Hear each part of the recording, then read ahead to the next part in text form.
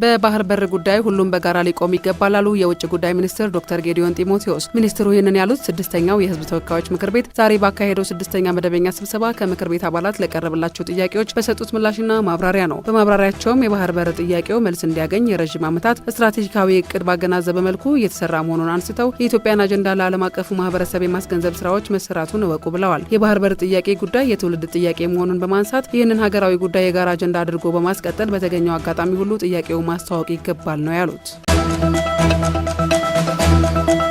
የግብርና ሚኒስትር አዲሱ አረጋ አርሶ አደሮች ምርትና ምርታማነትን በማሳደግ ህይወታቸውን ለመቀየር የጀመሩት ስራ የኢትዮጵያ ብልጽግና አይቀሬ መሆኑን የሚያሳይ ነው አሉ። ሚኒስትሩ በዛሬው ዕለት በሲዳማ ክልል ሐዋሳ ዙሪያ ሸበዲኖ ወረዳዎች በአርሶ አደሮች እየተከናወኑ ያሉ የአትክልት ልማት እንቅስቃሴዎችን ጎብኝተዋል። አቶ አዲሱ አረጋ በዚህ ወቅት እንዳሉት ከዚህ በፊት የእርዳታ እህል ይሰፈርላቸው የነበሩ አርሶ አደሮች በአትክልት ልማት ተሰማርተው በምግብ ራሳቸውን ከመቻል አልፈው የተሻለ ገቢ እያገኙ ነው።